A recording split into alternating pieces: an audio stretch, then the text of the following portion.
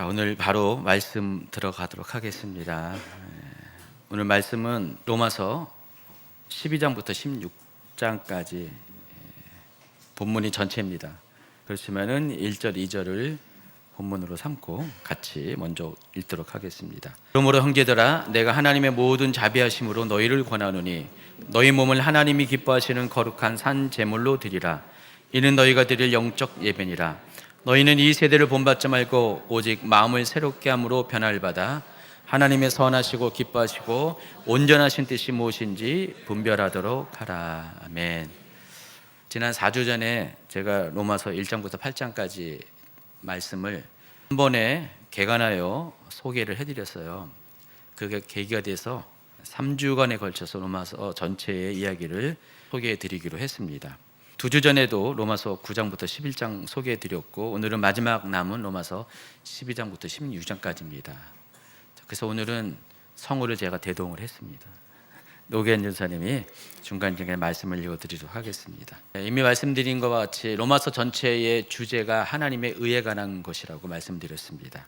사람이 어떻게 구원을 받을 수 있는지, 사람이 어떻게 천국에 갈 수 있는지를 다룬 것이 로마서 전체 주제입니다. 여러분, 이미 많이 다뤄드렸지만은 사람이 어떻게 구원을 받습니까? 오직 예수 그리스도로 말미암은 하나님의 의라고 말씀을 드렸습니다. 여러분을 구원하기 위해 오신 예수님을 여러분의 구원자 그리스도로 믿고 또 그에 대한 복음을 여러분이 입으로 시인할 때 구원을 받게 된다고 말씀드렸습니다. 그래서 로마서는 사람이 자신의 행위의 의로움으로 천국 가는 것이 아니라 오직 예수 그리스도를 통한 하나님의 의를 통해 구원을 받을 수 있다고 선언합니다. 그래서 로마서 3장 20절부터 24절을 우리 한 번 또 같이 읽도록 하겠습니다. 많이 읽는 게 좋을 것 같아요. 같이 읽습니다. 시작. 그러므로 율법의 행위로 그의 앞에 의롭다 하심을 얻을 육체가 없나니 율법으로는 죄를 깨달음이니라. 이제는 율법에 하나님의 한 의가 나타났으니 율법과 선지자들에게 증거를 받은 것이라. 곧 예수 그리스도를 믿음으로 말미암아 모든 믿는 자에게 미치는 하나님의 의니 차별이 없느니라. 모든 사람이 죄를 범하였음에 하나님의 영광에 이르지 못하더니 그리스도 예수 안에 있는 속량으로 말미암아 하나님의 은혜로 값없이 의롭다 하심을 얻은 자 되었느니라. 이 말씀은 너무도 중요하죠. 여러분, 한 번은 읽으셔야 됩니다. 웬만하면 또 암송하는 것이 굉장히 좋고요. 우리가 로마서 이야기를 하면서 매번 설교마다 이 구절은 읽어드린 것 같습니다. 자, 그래서 로마서는 3단계에 걸쳐서 이 하나님의 의가 어떤 것인지를 설명하고 또 증명합니다.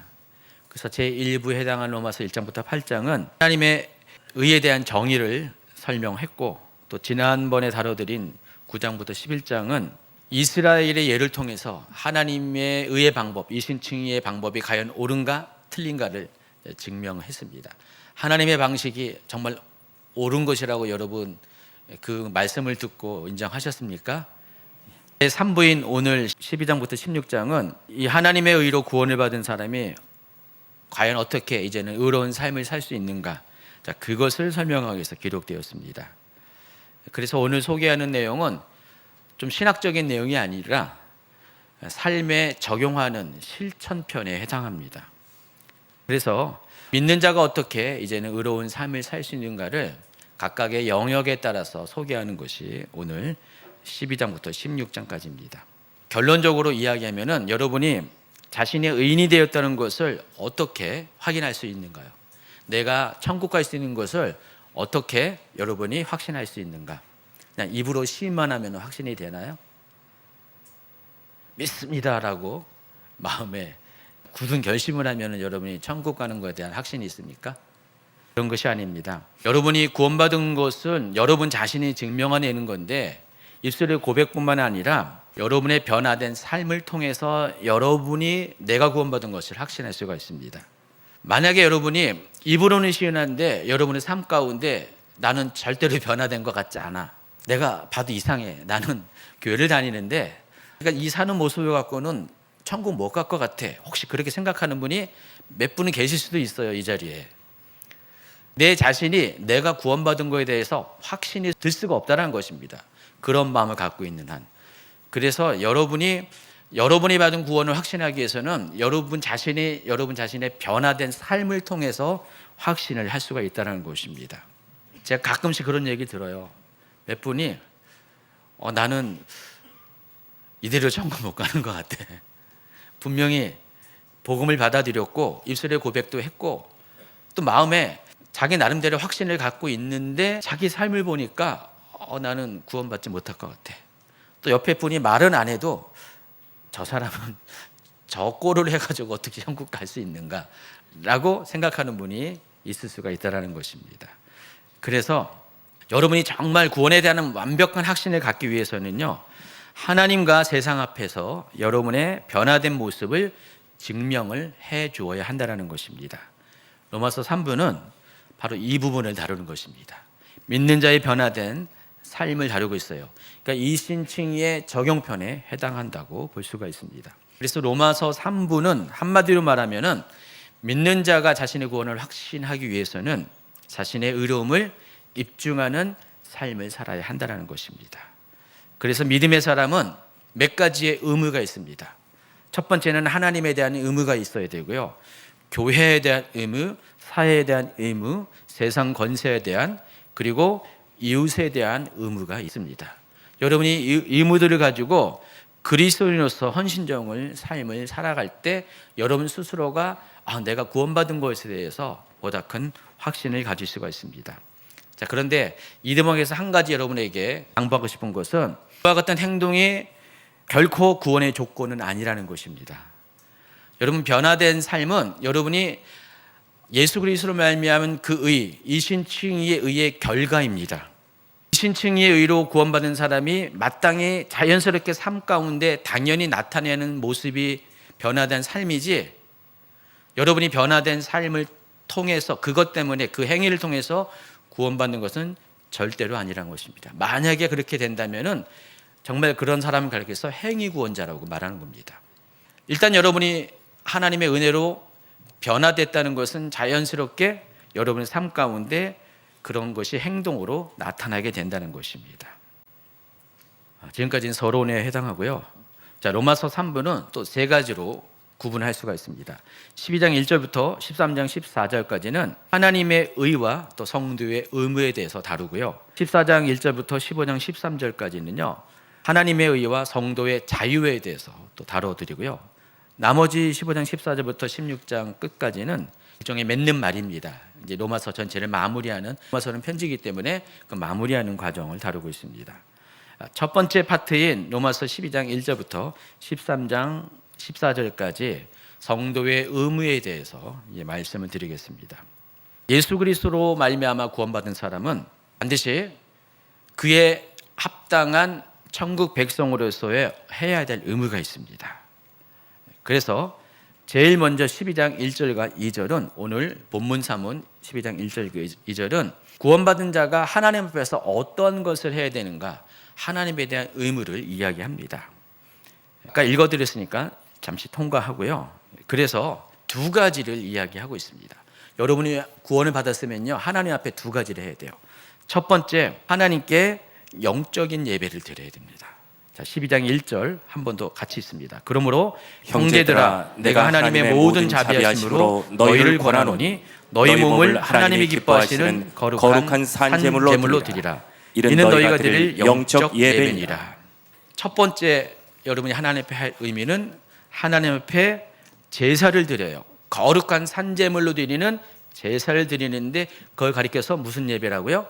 영적인 예배라는 것입니다. 자, 영적인 예배가 있다면은 육적인 예배도 있다는 것이죠. 자, 영적인 예배가 하나님이 기뻐하시는 거룩한 산제물로 드린다는 것이 영적인 예배라면은, 육적인 예배는 어떤 거예요? 산제물이 아닌 것으로 예배를 드리는 것이 육적인 예배가 되겠죠.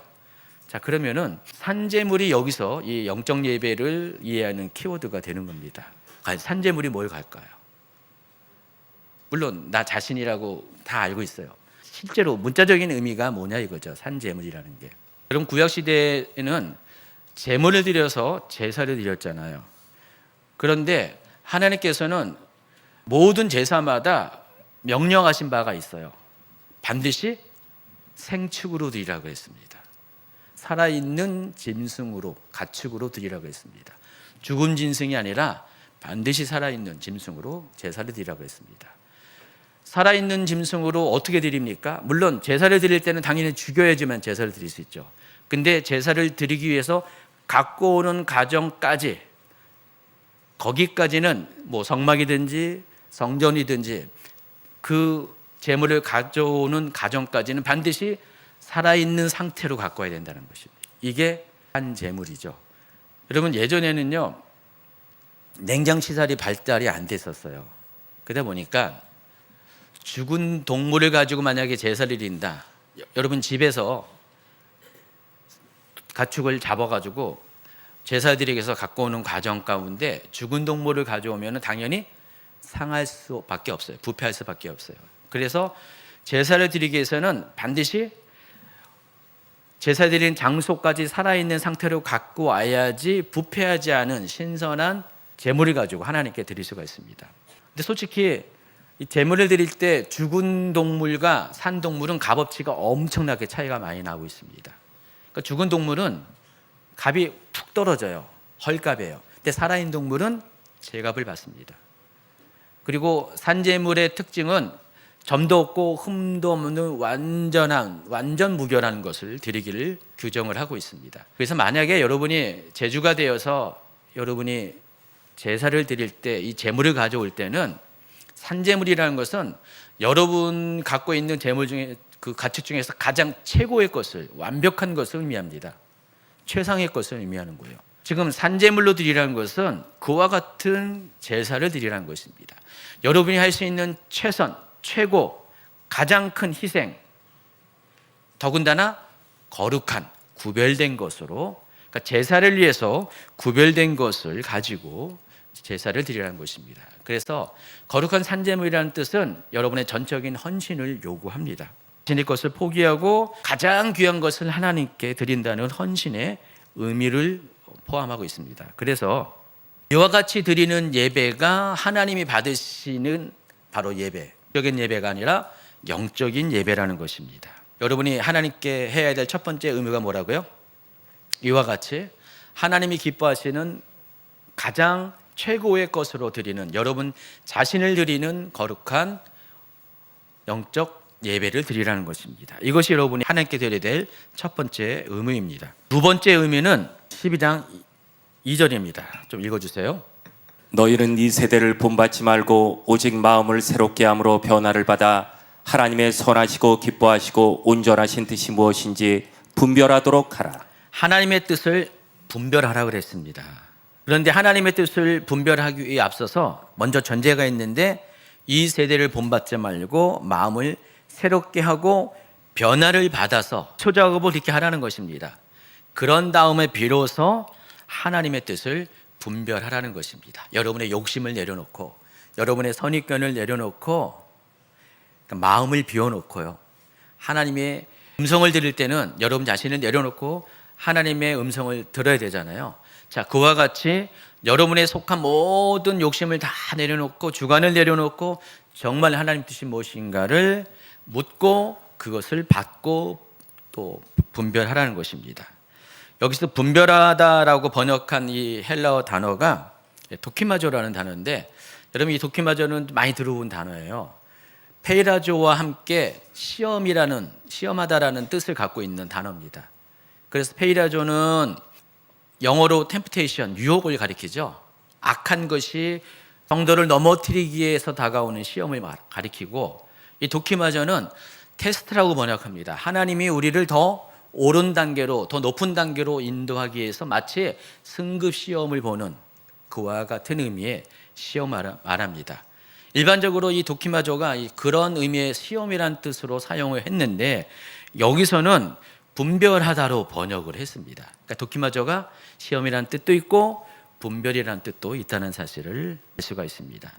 그래서 도키마조로 사용한 이 분별하다는요, 조금 더 우리가 이해하기 편한 걸로 해석하면은 입증하다라도 번역을 할 수가 있어요. 그래서 로마서 12장 2절을 흠정역으로 읽어보면은, 오직 너희 생각을 새롭게 함으로 변화를 받아 하나님의 선하시고 받으실 만하며 완전한 뜻이 무엇인지 입증하도록 하라라고 했습니다. 그러니까 두 번째는 입증할 것을 요구합니다. 거룩한 산제물로 영적 예배를 드리라고 했고요. 두 번째는 하나님의 뜻이 무엇인지를 입증하는 삶을 살라는 것입니다. 만일 여러분이 하나님께서 기뻐하는 뜻을 따라서 그것을 행하는 삶을 살게 되면은 여러분이 구원받은 자라는 것이, 의로운 자라는 것이 입증하게 된다는 뜻입니다. 그래서 하나님에 대한 의무는 두 가지. 첫 번째 뭐라고요? 영적 예배를 드리라. 그리고 여러분의 삶을 하나님이 기뻐하시는 뜻을 따라 사는 삶으로 입증을 할 것을 요구하고 있습니다. 근데 이게요, 말이 쉽지. 정말 말이 쉽지. 이게 말처럼 쉬운 건 아니에요. 입증하는 삶을 살기 위해서는 어떻게 해야 돼요? 한번 입증하고 끝내는 게 아니라 날마다 입증해야 돼요. 또 날마다 입증하려면 어떻게 돼요? 날마다 하나님의 뜻을 알아야 돼요. 그래서 여기에 하나님의 음성 듣는 것이 상당히 중요한 것 같아요. 여러분이 정말 하나님이 기뻐하는 삶을 살려면은 날마다 순간마다 하나님의 음성을 듣고 하나님의 인도함을 따라서 살아가야지 여러분의 삶이 하나님의 뜻을 입증하는 삶을 살 수가 있다는 것입니다. 자, 그리고 이제 3절부터 8절에서는 교회에 대한 의무를 이야기합니다. 자, 먼저 알아야 될 것이 있습니다. 교회 공동체에 속한 모든 사람들은 그리스도 안에서 한 몸이 되었고 서로가 서로에게 지체가 되었다는 사실입니다. 자, 12장 4절 5절을 같이 있습니다. 우리가 한 몸에 많은 지체를 가졌으나 모든 지체가 같은 기능을 가진 것이 아니니 이와 같이 우리 많은 사람이 그리스도 안에서 한 몸이 되어 서로 지체가 되었느니라. 그런데 이제 그리스도의 몸의 각 지체인 성도들은요, 이제 그리스도의 한 몸으로서 지체가 되었기 때문에 각 지체로서 서로에게 해야 될 의무가 있습니다. 곧 교회 공동체에서 각기 자기의 역할이 있다는 것입니다. 여러분, 교회에 나온다는 것은요, 이제 그리스도 안에서 그리스도의 몸의 한 지체가 되었죠. 그냥 예배만 드리면 안 된다는 것입니다. 여러분이 교회에 나온 순간부터는 자기의 역할을 해야 돼요. 그래서 그 내용이 6절, 7절, 8절입니다. 같이 있습니다. 우리에게 주신 은혜대로 받은 은사가 각각 다르니 혹 예언이면 믿음의 분수대로, 혹 섬기는 일이면 섬기는 일로, 혹 가르치는 자면 가르치는 일로, 혹 위로하는 자면 위로하는 일로, 구제하는 자는 성실함으로, 다스리는 자는 부지런함으로, 긍휼을 베푸는 자는 즐거움으로 할 것이니라. 혹 여러분이 예언하는 사람이면 예언해야 돼요. 혹 여러분이 섬기는 사람이라면 섬기는 일을 해야 된다는 것입니다. 이거 묻어두지 말라는 것입니다. 제가 지금 여러분이 구원받은 것을 입증하는 삶을 사는 방법에 대해서 쭉 열거를 하고 있잖아요. 여러분이 구원받을 사람이라면 하나님에 대한 두 가지 의무도 지켜야 되지만은 교회에 대한 여러분의 역할도 감당해야 됩니다. 그냥 예배만 드리는 거 끝나는 게 아니에요. 여러분도 여러분의 역할이 하나님이 다 주신 역할이 있어요. 그래서 그것을 다 각자 감당할 때 서로가 서로를 도와주는, 섬기는 역할을 하게 된다는 것입니다. 자, 그런데 이 3절을 보면은 그와 같은 지체로서의 역할을 할 때 행하는 기준이 정해져 있는데 3절도 있습니다. 내게 주신 은혜로 말미암아 너희 각 사람에게 말하노니 마땅히 생각할 그 이상의 생각을 품지 말고 오직 하나님께서 각 사람에게 나누어 주신 믿음의 분량대로 지혜롭게 생각하라. 믿음의 분량대로 또 지혜롭게 생각해서, 하나님 나에게 이런 은사를 줬어, 이런 역할을 하라고 나에게 줬어. 그걸 가지고 그냥 남들 신경 안 쓰고 그냥 나는 열심히 특심이라서 큰 목소리를 내면서 남들보다 먼저 앞서서 누가 하려면 치워 놓고 그냥 행동하는 분들이 있죠. 분명히 계실 거예요. 자기는 의식 못했는데 아마 남들 보기에 정말 지나치리만큼 열심히 특심인 분이 있습니다. 근데 우리가 각 지체로서 역할을 하되 당연히 우리에게는 그것이 통제되는 행동으로 나타내야 된다는 것입니다. 믿음의 분량대로 해야 돼요. 믿음은 내가 거기까지 이루지 못하는데 믿음보다 훨씬 더 큰 일을 하려고 그러면은 부작용이 생길 수밖에 없습니다. 그리고 항상 지혜롭게 생각을 해야 돼요. 정말 이것이 내가 이 공동체를 섬길 때 어느 누구에게도 누가 되지 않고 마음을 아프게 하거나 또 공동체를 깨트리는 일을 하는 것은 아닐까라는 생각을 하면서 항상 신중하게 이 일들을 하라는 것입니다. 특히 만약에 이것이 은사라면 더더욱 중요하죠. 예언의 은사를 받은 사람이 나는 하나님 나에게 예언이라는 은사를 줬고 이것이 내 교회에서 해야 될 나의 역할이라고 생각을 했어요. 근데 나는 그것에만 내 의무에 충실한다고 생각해가지고요. 가령 예배 막 드리는데 여기저기서 저기서도 예언을 하고 여기서도 예언을 하고 서너 사람이 동시에 서로 누가 질세라 막 예언을 한다고 생각해 보세요. 그게 과연 온전한 예배가 될까요? 절대 그렇지 않습니다. 고린도전서 14장은 예언에 대해서 이야기하면서 품위 있게 하라 그랬습니다. 질서대로 하라 그랬습니다. 자, 그런 측면에서 오늘 로마서 12장 3절도 동일한 측면에서 이야기하는 것입니다. 지혜롭게 분별하면서 각각 자기의 역할을 생각하면서 하라는 것입니다. 자, 이것이 교회를 위한 믿는 자의 의무입니다. 여러분이 이렇게 함으로써 여러분의 자신이 의롭게 된 것을 구원받은 자를 입증할 수가 있다는 것입니다. 자, 12장 9절로 넘어갑니다. 9절부터 21절까지는요. 이번에는 세 번째로 사회에 대한 의무를 이야기합니다. 그리스도인들이 자신이 속해 있는 사회 속에서 믿는 자로서의 의로움을 입증하라는 것입니다. 첫 번째는 하나님에 대해서, 두 번째는 교회에 대해서, 지금은 교회 밖에 여러분이 살고 있는 사회 공동체에 대해서 어떻게 행할 것을 이렇게 소개합니다. 12장 9절부터 같이 읽도록 하겠습니다. 사랑에는 거짓이 없나니 악을 미워하고 선에 속하라. 형제를 사랑하여 서로 우애하고 존경하기를 서로 먼저 하며 부지런하여 게으르지 말고 열심을 품고 주를 섬기라. 소망 중에 즐거워하며 환난 중에 참으며 기도에 항상 힘쓰며 성도들의 쓸 것을 공급하며 손 대접하기를 힘쓰라. 너희를 박해하는 자를 축복하라. 축복하고 저주하지 말라. 즐거워하는 자들과 함께 즐거워하고 우는 자들과 함께 울라. 서로 마음을 같이하며 높은 데 마음을 두지 말고 도리어 낮은 데 처하며 스스로 지혜 있는 체 하지 말라. 아무에게도 악을 악으로 갚지 말고 모든 사람 앞에서 선한 일을 도모하라. 할 수 있거든 너희로서는 모든 사람과 더불어 화목하라. 내 사랑하는 자들아, 너희가 친히 원수를 갚지 말고 하나님의 진노하심에 맡기라. 기록되었을 때 원수 갚는 것이 내게 있으니 내게 갚으리라고 주께서 말씀하시니라. 내 원수가 줄이거든 먹이고 목마르거든 마시게 하라. 그리함으로 내가 숯불을 그 머리에 쌓아 놓으리라. 악에게 지지 말고 선으로 악을 이기라. 사회에 대한 의무를 담은 이 단락은요, 쌍가식 구조로 되어 있어요. 주제가 처음과 마지막에 나타나 있습니다. 여러분, 워낙에 많은 내용들이 있기 때문에 제가 일일이 다 설명할 수 없고 12장 9절부터 21절의 이 단락을 한마디로 말하면 9절과 21절의 문장으로 대변할 수가 있습니다. 사랑에는 거짓이 없나니 악을 미워하고 선에 속하라. 악에게 지지 말고 선으로 악을 이기라. 자, 이와 같은 방식으로 여러분이 사회에 대한 의무를 다하라는 것입니다. 다시 한번 말합니다. 악을 미워하고 선에 속한 행동을 하라는 것입니다. 악에게 지지 말고 선으로 악을 이기는 행동을 하라는 것입니다. 자, 그렇다면은 여기서 말하는 선은 과연 뭘까요? 중간에 있는 내용을 잘 살펴보면은 뭐와 연관되어 있냐면은 여기서 말하는 선은 하나님의 성품과 연관되어 있어요. 여러분이 이 사회에 대해서 어떻게 행동해야 되냐? 하나님의 성품을 가지고 행동을 하라는 것입니다. 어떤 분들은 여러분 보시기에 하는 행동을 보면은 정말 하나님 성품을 닮은 분들이 있죠. 옆에 한번 보세요. 정말 저분들을 보면은 정말 이렇게 하나님을 닮았지.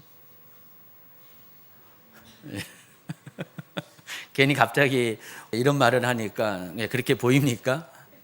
평소에는 하나님 성품과는 전혀 달라 보이는데, 근데 그것이 사람들 앞에서 정말 이렇게 옆에 분이 봐더라도 그렇고 자기 자신이 보더라도 그렇고 사람들 앞에서 그것이 증명이 돼야 된다는 것입니다. 누가 봐더라도 저 사람은 하나님의 자녀야. 하나님의 성품을 닮았어.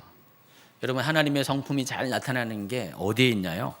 갈라디아서 5장 22절과 23절에 보면은 성령의 열매에 대해서 소개하는데 사랑과 희락과 화평과 오래 참음과 자비와 양성과 충성과 온유와 절제. 자, 이 9가지는 예수님의 인격이라고도 말하고요. 또 하나님의 성품이라고 말합니다. 물론 베드로 후서에도 하나님의 성품의 신의 성품에 대해서 8가지를 쭉 얘기하고 있는데, 자, 그와 같은 모든 것들이 다 하나님의 성품인데 그 하나님의 이 성품의 최종 완성은 뭔지 아십니까? 사랑이라는 것입니다. 우리가 선을 행한다는 것은 결국은 뭐예요? 사랑하는 마음으로 거기에 의거한 행동을 하라는 것입니다. 여러분이 사회에 대해서 그렇게 행동을 해야 돼요. 교회에서는 성도들에게는 의무를 다해요. 하나님에 대한 의무도 다해요. 하나님에 대해서 여기서는 언급되지 않았지만은 여러분이 할 수 있는 최선을 다해서 하나님 앞에 제물도 드리고 또 성도들도 잘 섬기고 그러는데 밖에 나가면은 왜 이렇게 짠순이가 되는지 그런 분이 있죠.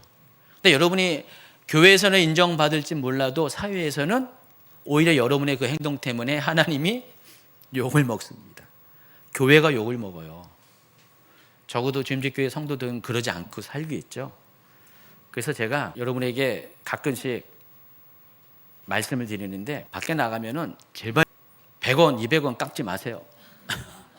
어떤 분들을 보면은 그 깎은 것 때문에 아주 의기양양해가지고 그냥 큰일을 한 것처럼 생각하는 분이 있어요. 근데요, 더 주면 더 줬지. 자꾸만 깎으려고 하지 마시기 바랍니다. 시장 가서 꼭 이상하죠. 콩나물 파는 할머니한테 그 콩나물 값을 깎는 분이 있어요. 요즘은 시장 안 가나요? 정품으로 이렇게 가격제로 사나요? 근데 그런 분이 있습니다. 근데 저분이 권사님이래, 저분이 장로님이래. 저 교회 다니는 사람들 아주 지독해.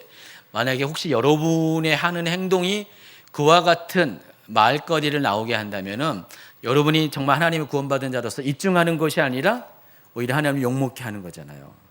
하나님은요, 넉넉하신 분이세요. 풍성하신 분이세요. 알면서도 속아주신 분이 하나님이세요. 그와 같은 하나님의 성품대로 여러분도 행하라는 것입니다. 아무리 교회에서 헌물을 많이 드린다 할지라도 또 성도들에게 여러분이 많은 호의를 베푼다 할지라도 사회에서 하는 그 작은 지나치는 행동이 하나님의 나라와 또 교회에 대해서 욕을 먹게 한다는 것은 절대로 여러분이 구원받은 자로서 구원받은 자의 삶을 사는 것이 아니라는 것입니다. 제가 지금 제 얘기하는 게 아니라 지금 로마서에서 지금 하는 얘기하는 거예요. 자, 이번에는 13장으로 넘어갑니다. 13장 1절부터 7절에는요, 또 다른 의무에 대해서 소개를 합니다. 이번에는 다스리는 권세에 대해서 의무를 가질 것을 소개합니다. 자, 로마서 13장 1절을 같이 읽습니다. 각 사람은 위에 있는 권세들에게 복종하라. 권세는 하나님으로부터 나지 않음이 없나니 모든 권세는 다 하나님께서 정하신 바라. 여기까지만 읽습니다. 저도 눈치가 있어가지고요, 모든 걸 다 읽지는 않고요, 필요할 때마다 읽습니다. 나머지는 여러분이 쭉 읽어주시기 바랍니다. 모든 사람은 위에 있는 권세들에게 복종할 것을 명하고 있습니다. 여러분이 솔직히 이 부분이 크리스천으로서 좀 딜레마이기도 합니다. 목사님, 그러면은 지금 권세 부리는 권세자가 악한 사람인데 악한 사람의 명령에도 다 그대로 순종해야 됩니까? 복종해야 됩니까? 특히 이 시대 같은 경우는요, 누가 통치하는 시대였어요? 로마 황제가 통치하는 시대였고요. 지금 로마서는 누구에게 기록된 겁니까? 대상이 1차적으로는 로마에 있는 성도들이고요. 이때 당시 로마에 있는 성도들은 어떤 상황이었습니까? 로마 황제에 의해서 심각한 박해를 받고 있는 상황이었어요. 근데 그 자신을 박해하는 그 권세자에게 복종하라. 사도 바울이 이렇게 편지를 쓴 거예요. 여러분이 만약에 로마 성도라면 어떻게 할까요? 이게 받아들일까요? 쉽지 않습니다. 의문점이 생길 수밖에 없어요. 그래서 과연 모든 권세가 하나님께로 왔을까라는 의심도 가질 수밖에 없습니다. 그런데 여러분, 이건 아셔야 돼요. 여러분, 영화나 드라마를 보잖아요. 근데 만약에 영화 드라마에 주인공이 선한 역할만 하는 사람이 있다 생각해 보세요. 드라마가 재밌습니까? 재미가 없어요. 거기는 요즘 말하는 소위 말하는 빌런이 있어야 돼요. 빌런, 악역이 있어야 됩니다. 옛날에는 악역이 별로 인기가 없었어요. 옛날 배우들 보면. 근데 요즘은 이 악역만 잘해도 정말 인기가 많습니다. 옛날에는 악역 잘못하면은 지나가다가 막 욕먹고 매 맞고 막 그랬었어요. 사람들이 뭐 착각을 해가지고. 근데 요즘은 뭐 그러지 않죠. 그냥 역할로만 이제 이해하기 때문에 연기 잘한다. 당신 때문에 드라마가 살았습니다라고 칭찬을 받죠. 제가 뭐 하나님 하시는 일이 뭐 재밌으라고 하는 것은 아니에요. 근데 하나님께서 하나님 나라의 일을 주관하실 때도 이 선한 역할을 하는 사람과 악한 역할을 하는 사람을 같이 동시에 사용한다는 것입니다. 어떤 분들은 하나님이 왜 세상이 타락하게 했고요, 먼저는 사탄이 타락되게 했고 왜 세상에 그렇게 그로 말미암아 악이 들어오게 했습니까? 죄가 들어오게 했습니까? 라고 말하는 사람이 있습니다. 그러나 우리가 그 순간만 보면 우리가 이해할 수 없을 때가 있지만은 하나님이 행하시는 전체의 계획 안에서 보면은 다 사탄도 역할이 있는 것입니다. 모든 악한 것도 하나님 나라의 또 필요에 의해서 쓰임을 받는 것입니다. 그래서 세상은 이 두 가지의 공존을 통해서 하나님의 뜻을 이루어 갑니다. 근데 그럼에도 불구하고 아무리 악한 것이라 할지라도 하나님의 권세와 통치 아래에 있다는 사실은 아주 분명하고 명확하다는 것입니다.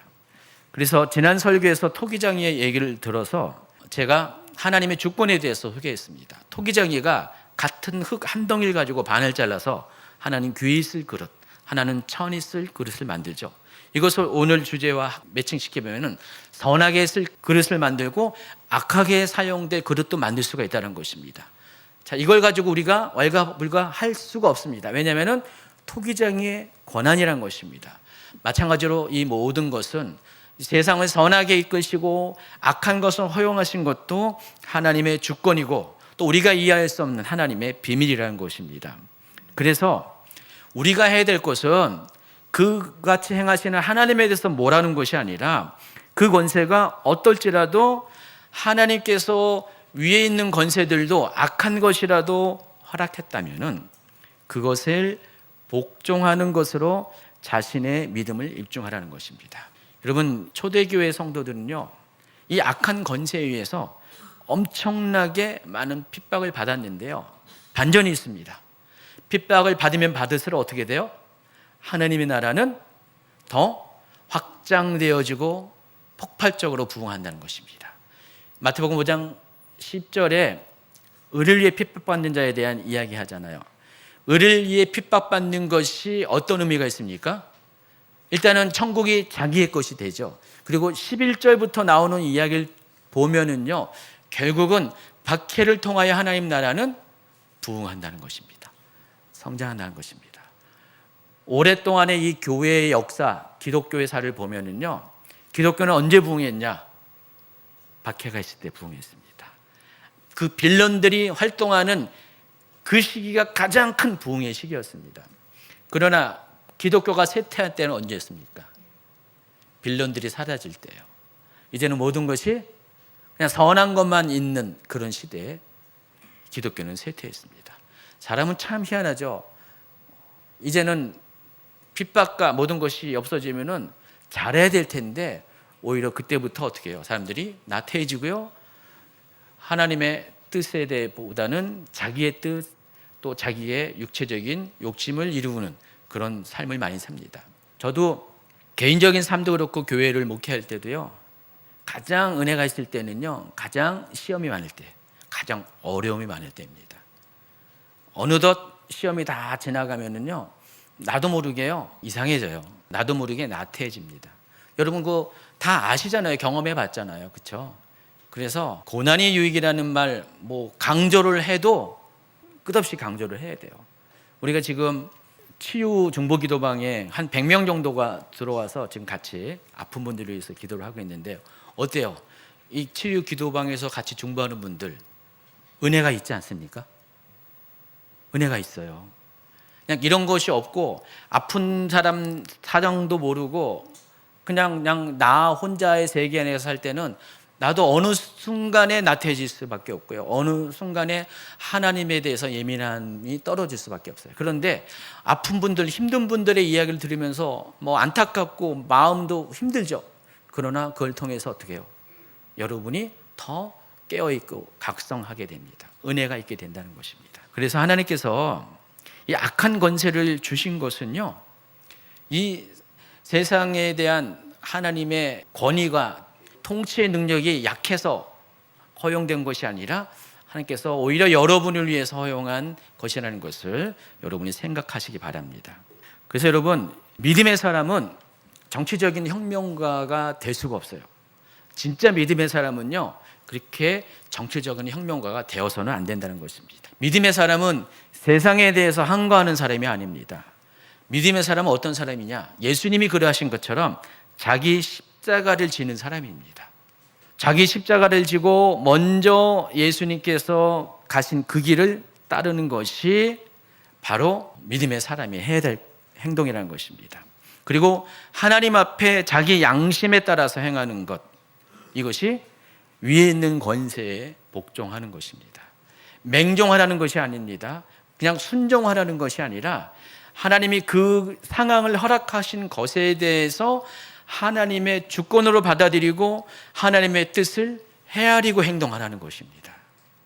막 여러분의 육신의 분노를 가지고 막 싸우라는 것이 아니에요.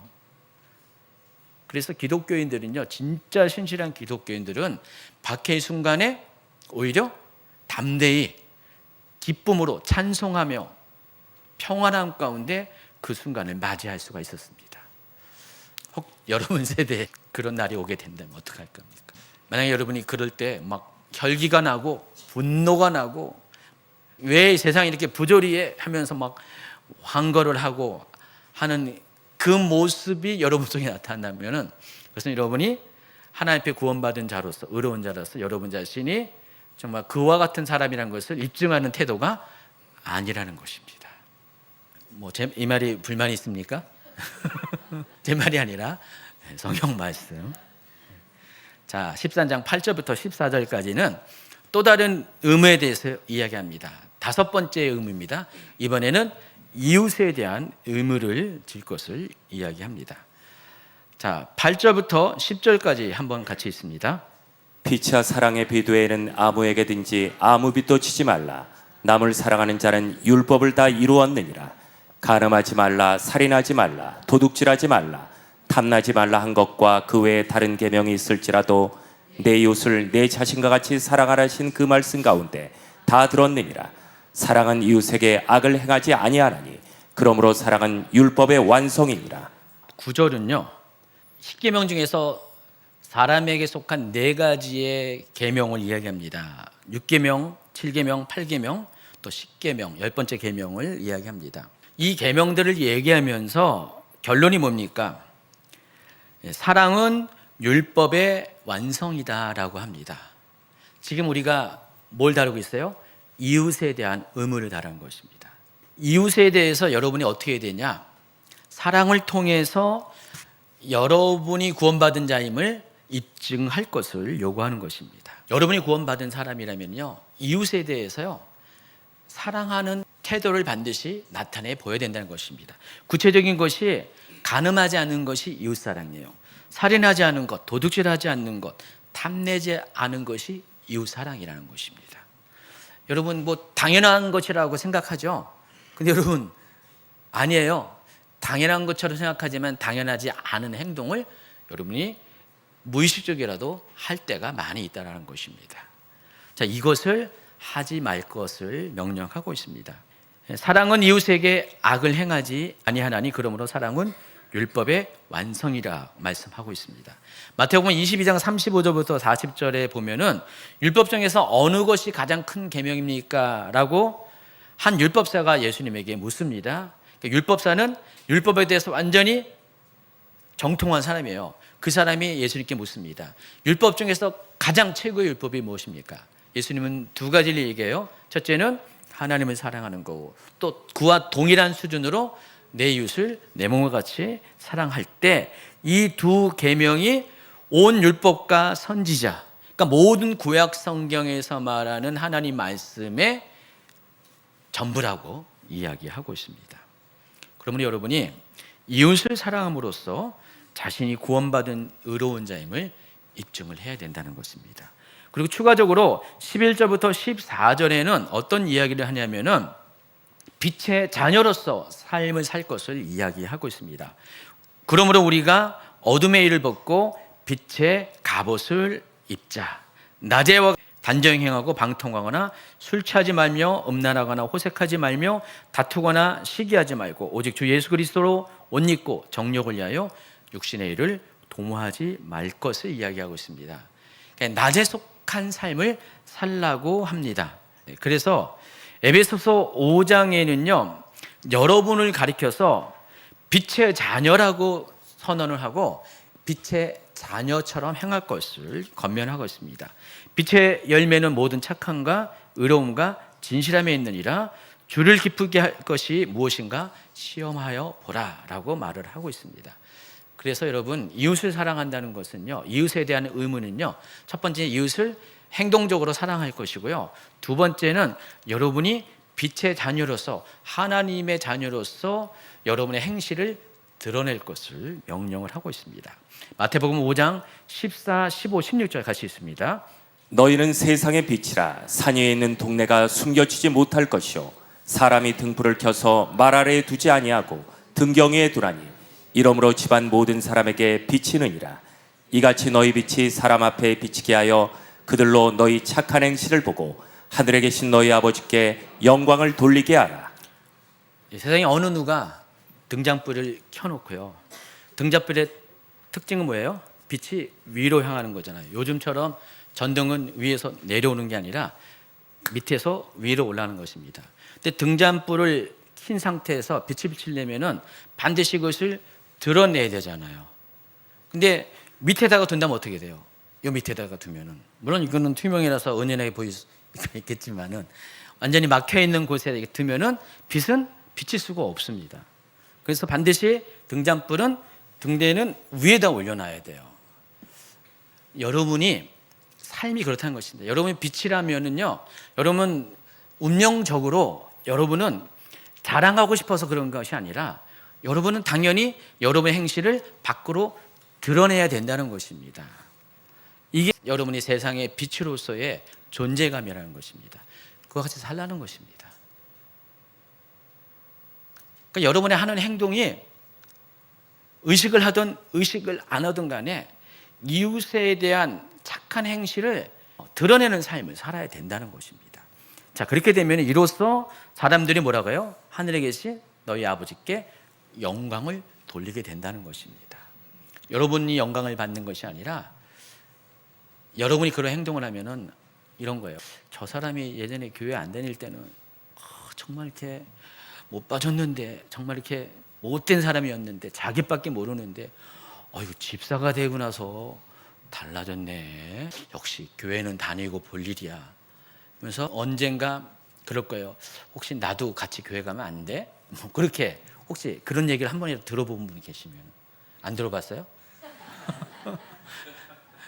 들어봐야 정상이라는 겁니다, 여러분. 안 들어보면은 이거 이상한 거예요, 이거. 여러분 때문에 주변의 사람이 교회를 가고 싶어 한다. 너무너무 가고 싶어 한다. 당신의 변화를 보면은 정말 하나님 살아계신 것 같아. 근데 거꾸로 너를 보면은 하나님은 살아계신 분이 아닌 것 같아. 라고 생각하는 그런 말을 듣는 건 잘못된 거예요. 그래서 여러분이 이웃에 대해서 여러분이 해야 될 의무가 이와 같이 여러분의 빛을 드러내는 삶을 살아야 된다는 것입니다.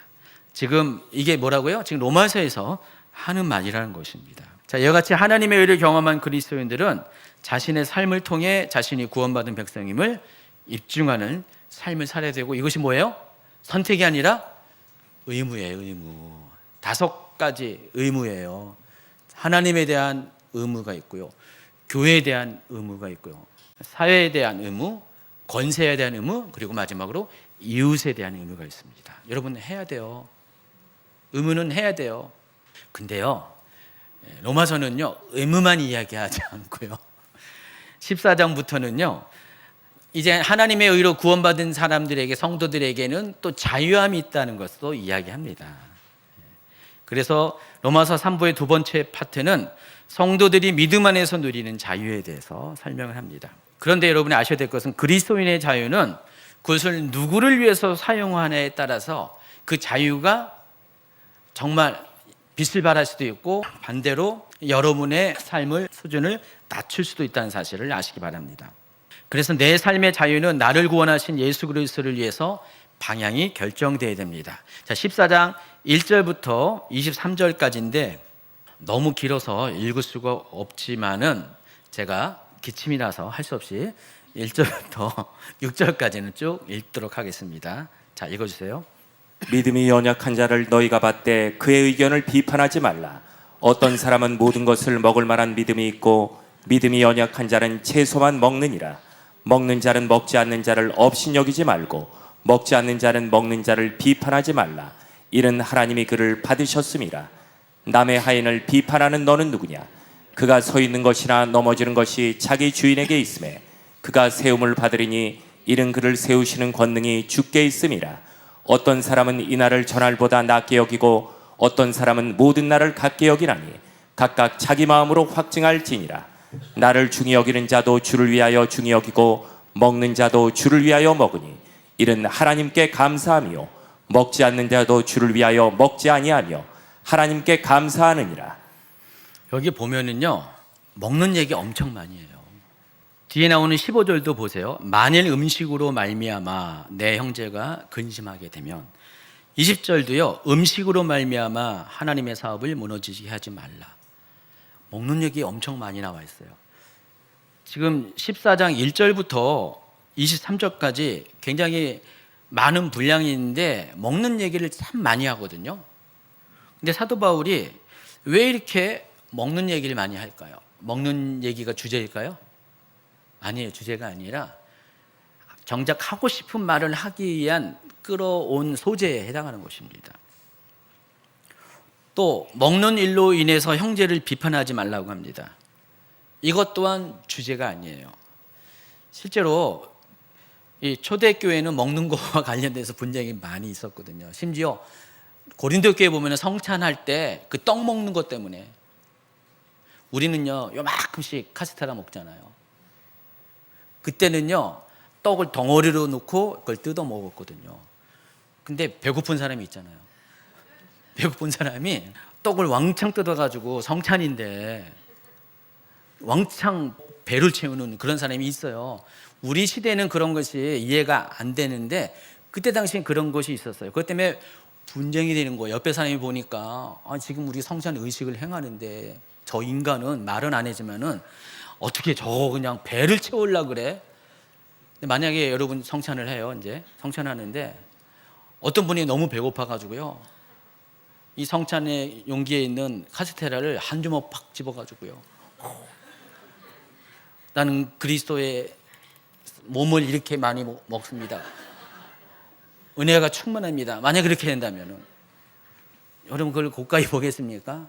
실제로 초대교회에 별과 같지 않은 문제로 이것 때문에 분쟁이 있었습니다.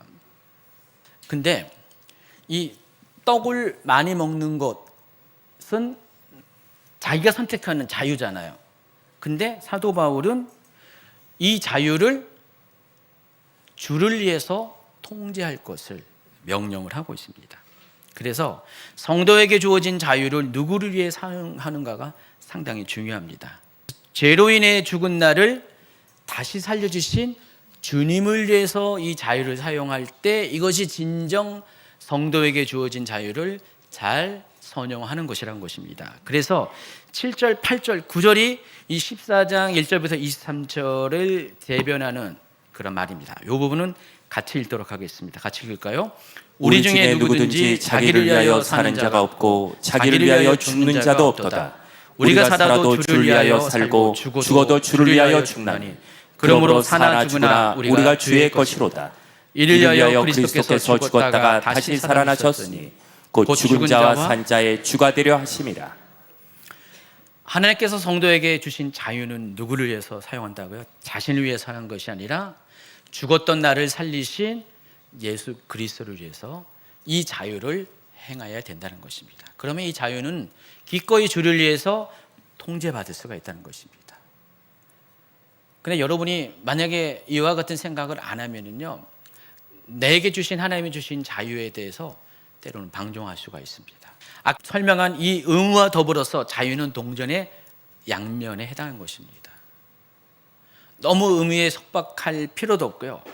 또 자유만 누릴 수가 없습니다. 서로가 균형을 맞추면서 우리가 하나님에 대한 의무 외에 이 모두 5가지의 의무를 행하면서 동시에 거기에 속박되어진 것이 아니라 그리스도인으로서 주신 이 자유에 대해서 누릴 것은 누리라는 것입니다. 여러분, 우리는 이 부분에 대해서 그다지 와닿지 않을 수가 있는데, 자, 이게 누구를 위해서 쓴 편지라고 했어요? 로마에 있는 성도들입니다. 여러분, 로마에는요, 그 당시 로마는 일반 자유인이 있었지만은요, 많은 종들이 있었고요. 특히 그리스도인들의 다수가 종의 신분이 많이 있었습니다. 하층민부터 복음이 전파되면서 노예 중에서 예수 믿는 자들이 참 많았어요. 자유인 중에서도 예수 믿는 사람이 있지만은, 그래서 그들은 자유에 대해서 어떤 의미가 있는지 잘 압니다. 자유가 얼마큼 소중한 건지 잘 알아요. 자유는 그들에게 있어서는 정말 쟁취해야 될 목표이기도 합니다. 당시 그 종되었던 사람들은요, 자유를 쟁취하기 위해서 별짓을 다 했거든요. 여러분 잘 알고 있는 검투사 얘기 나오죠. 영화 있잖아요. 글래디에이터. 이번에 2가 나왔습니다. 제가 옛날에 한번 봤는데 한번 볼만한 영화죠. 이 검투사 같은 경우 목숨을 걸고 자유를 쟁취합니다. 그 자유를 쟁취하기 위해서 목숨을 걸고 싸워요. 그만큼 자유가 굉장히 소중해요. 근데 막상 자유를 얻었으면 어떻게 해요? 자유를 누리려고 하잖아요. 그게 사람의 본능인데, 그리스도인도 마찬가지로 죄에 속박된 종노릇을 했다가 이제 죄의 권세부터 자유함을 얻었죠. 그럼 어떻게 해요? 그때부터는 자유를 누리려고 할 것이에요. 그러나 지금 사도 바울은 그거예요. 예수 그리스도로 말미암아 자유를 얻었다면은 예수 그리스도로 말미암아 자유를 통제할 것을 명령을 하고 있습니다. 우리의 자유는 오직 예수 그리스도를 위한 자유가 되어야 된다는 것입니다. 이제 얼마 안 남았습니다. 다 끝났어요.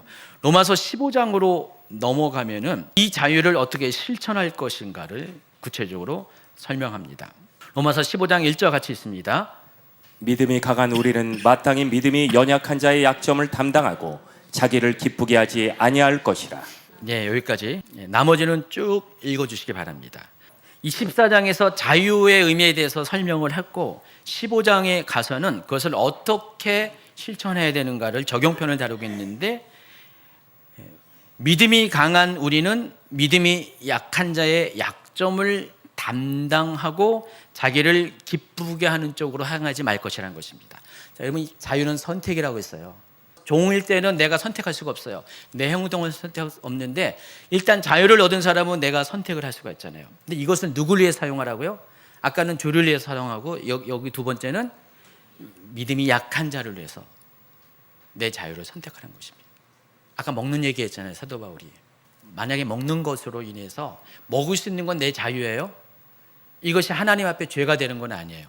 근데 만약에 이 먹는 것으로 인해서 누군가가 상처를 받고 시험에 빠진다. 오늘날 시대에 우리가 적용할 수 있는 이겁니다.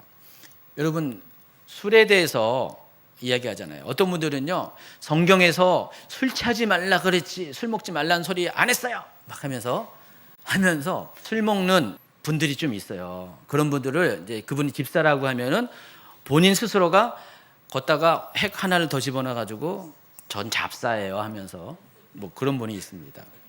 근데 여러분, 술 먹는다고 해서 구원 못 받느냐? 그건 아니에요. 그런데 이걸 통해서 누군가가, 아까 말씀드렸잖아요, 사회에 대한 의무를 다하겠죠.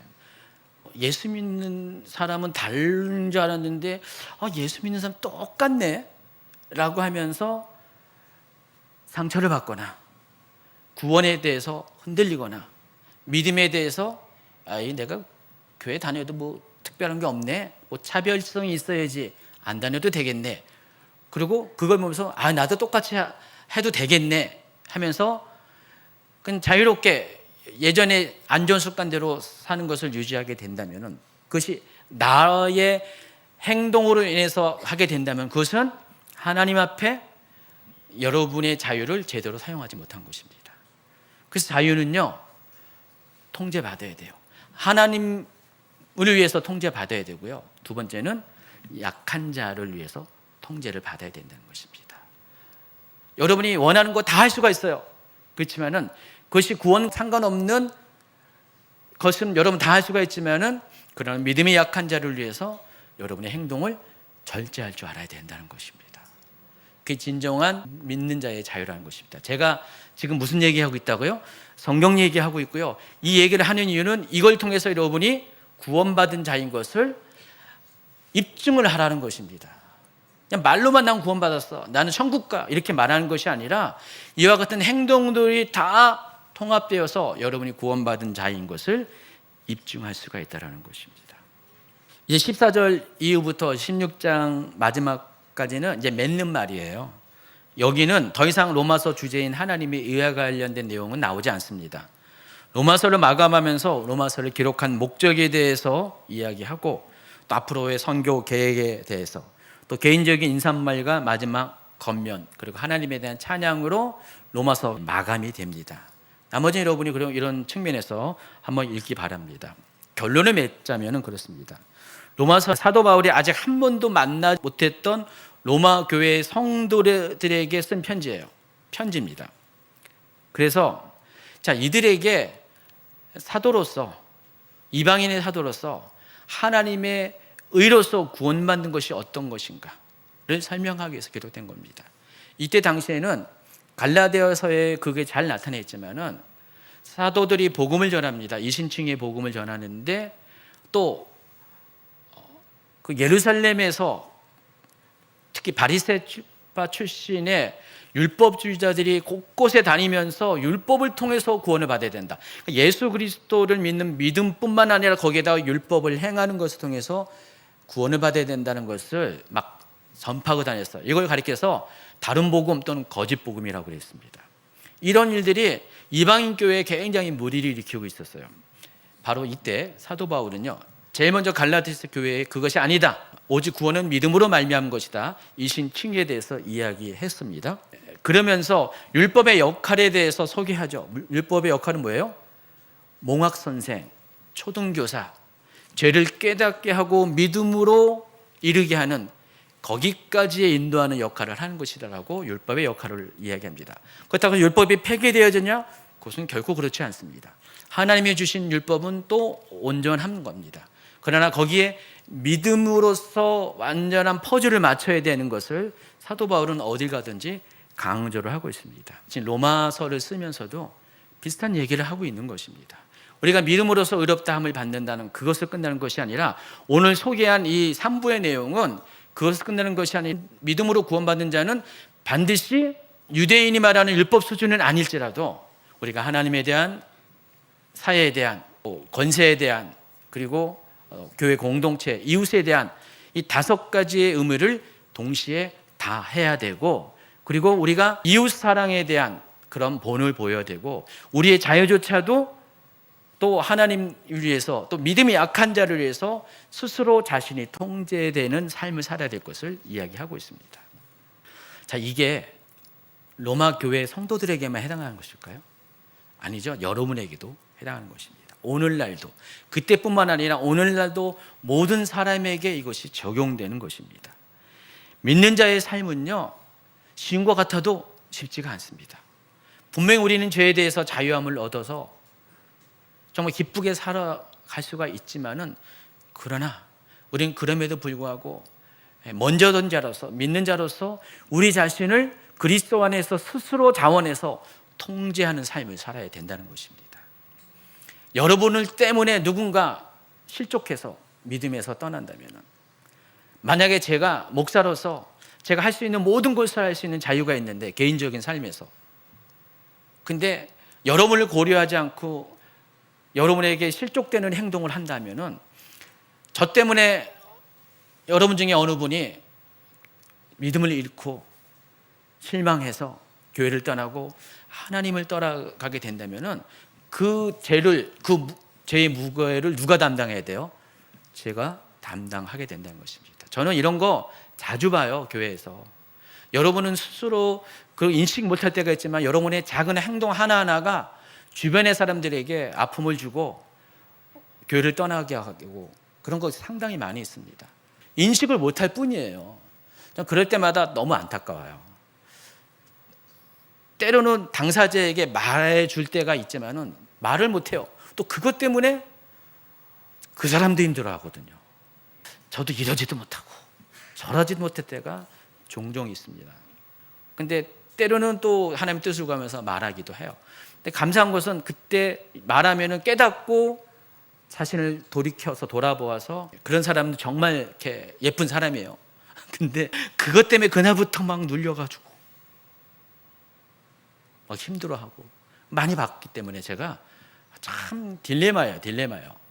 근데 여러분 스스로가 오늘 말씀을 통해서 이 부분을 정말 생각을 해보셔야 돼요. 여러분이 정말 믿는 자로서 제대로 살고 있는가? 여러분의 믿음을 입증하는 삶을 살고 있는가? 그래서 로마서 1장부터 8장까지 거기에 머물러 있어는 안 된다는 거예요. 뭐든지 결론이 중요한 거예요. 마지막이 중요한 겁니다. 사도 바울도 서론이 길었잖아요. 저하고 비슷한 경향이 있는데 결론이 중요한 거예요. 결론이 여러분 입증해야 돼요. 자, 오늘 그 결론이 대병하는 말이 로마서 12장 1절 2절입니다. 이 3부의 전체 주제입니다. 한번 이 말씀을 읽고 마치도록 하겠습니다. 그러므로 형제들아 내가 하나님의 모든 자비하심으로 너희를 권하노니 너희 몸을 하나님이 기뻐하시는 거룩한 산제물로 드리라. 이는 너희가 드릴 영적 예배니라. 너희는 이 세대를 본받지 말고 오직 마음을 새롭게 함으로 변화를 받아 하나님의 선하시고 기뻐하시고 온전하신 뜻이 무엇인지 분별하도록 하라. 뭐라고요? 입증하도록 하라. 여러분 입증하는 삶을 살기를 예수님의 이름으로 축원합니다.